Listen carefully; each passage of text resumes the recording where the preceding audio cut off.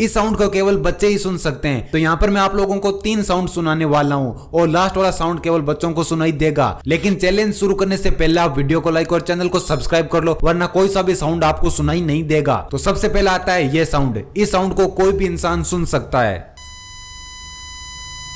अब आता है ये साउंड। इस साउंड को केवल वही लोग सुन सकते हैं जिनके कान काफी अच्छे से काम करते हो। और अब आता है ये साउंड। इस साउंड को केवल और केवल बच्चे ही सुन सकते हैं। क्या ये साउंड आपको सुनाई